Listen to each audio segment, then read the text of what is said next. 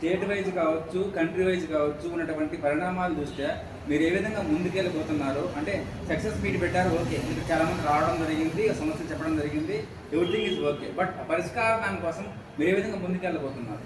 పరిష్కారం అంటే ఈ దేశంలో ప్రజాస్వామ్య వ్యవస్థలో పరిష్కారం కేవలం చట్టాల ద్వారానే పూర్తవుతుంది.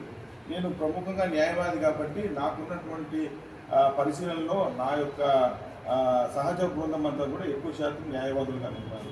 వాళ్ళ ద్వారా వీలైనంత వరకు అవసరమైతే అధికారులతో ఒప్పించి పనిచేయించడం, కాకపోతే న్యాయస్థానాలను ఆశ్రయించి చట్టపరమైనటువంటి వారికి రక్షణ కల్పించే దాంట్లో ముందుకు పోతాను సార్. అంటే భోజనం సంబంధించి చూసుకున్నట్లయితే ముఖ్యంగా నిరుద్యోగం కావచ్చు, అనేక సమస్య మౌలిక వసతులు కావచ్చు, అనేక సమస్యలు అయితే మస్తుగా ఉన్నట్లయితే మీరు చెప్తున్నారు మీ మాటల్లో. సో వాటి పరిష్కార మార్గం చూసుకున్నట్లయితే వస్తున్నటువంటి పార్టీలు టీడీపీ కావచ్చు, కూటమి ప్రభుత్వం కావచ్చు, వైసీపీ కావచ్చు, సో వాటి పరిణామం ఏ విధంగా ఉండబోతుంది? అవి టోటల్గా ఫెయిల్యూర్ అయిపోయినాయి.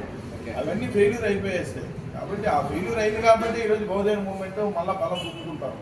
మాన్యవర్ కాంచీరాం గారు ఉన్నారు, దేశమంతా బహుజన మూవ్మెంట్ ముందుకు తీసుకొని వచ్చినారు. బహుజన వర్గాలకు వాగ్దానాలే తప్ప వాళ్ళకేం మిగిలింది ఏమి లేదు. కాబట్టి బహుజన వర్గాల నుండి ఈ దేశంలో బలహీన వర్గాల అధికారం పడితేనే బహుజన వర్గాలకు న్యాయం జరుగుతుంది. ఆధిపత్య వర్గాల్లో ఈ 75 ఏళ్ళు అధికారం చూసినారు తప్ప వాళ్ళని నమ్మి వేసినారు. 75 సంవత్సరాలు 15 ఎలక్షన్లో ఆధిపత్య కులాలను నమ్మి బహుజన వర్గాలు వేసినారు, కానీ ఏమి వాళ్ళు పొందింది లేదు.